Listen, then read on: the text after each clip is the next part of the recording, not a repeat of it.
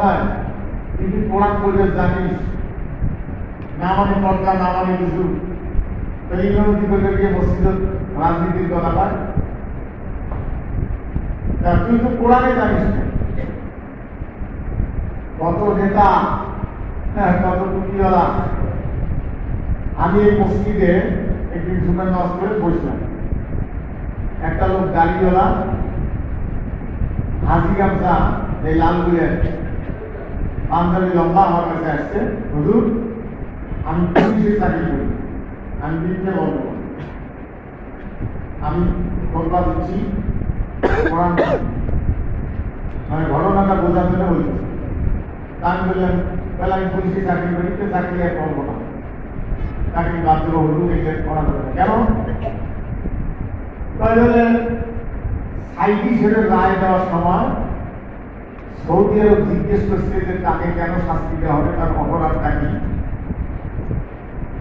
তিনি যে সন্ত্রাসী এই অভিযোগটা প্রমাণ করার জন্য, সন্ত্রাসীদের দেখার জন্য কিছু পুলিশও হাজি গামছা মাথা দিয়ে, টুপি মাথা দিয়ে, লম্বা পাঞ্জাবি গায়ে দিয়ে পুলিশ লাইনের ভিতরে এক বাস ঢুকিয়ে চতুর্পাশে তিনি ঢেলিয়া ভাঙতেছে।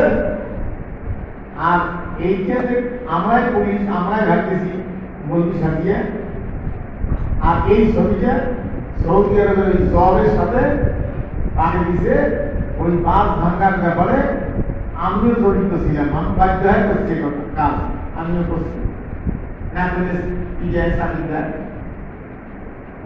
করছি। তাহলে সাইটিস্টের ব্যাপারে সৌদি আরব জিজ্ঞেস করাতে এরা পুলিশ লাইনের ভিতরে কাজটা করছে। আমার এই রুমের ভিতরে ঢুকিয়া এই পুলিশটি আমার কয়া গেছে যে আজকে আমি ওই কাজ করিয়ে ছুটিতে কি মির্জাফর, কি ফাসেক, কি মুনাফেক হলে কাজ করতে পারে। আর কাজের ব্যাপারে আজকে সাফাই গান যে তাদের যত প্রকার মামলা সব তুলে নেওয়া হবে, কত প্রকার সম্মানিত হয়ে গেল। কত বড় মুনাফেক হলে এ কাজ করতে পারে, তার আল্লাহর ভয় নেই অন্তরে, আখিরাতের ভয় নেই। আর সেই হাসিনে বলে ফজরের নামাজ পড়িয়ে কোরআন না পড়লে বলে বেড়ায় না। তুই কোরআনে কি করলো? তুই আয়াতুল কুরসি পড়িয়ে বুকুর ফুটে আয়, আইনদাতা আল্লাহ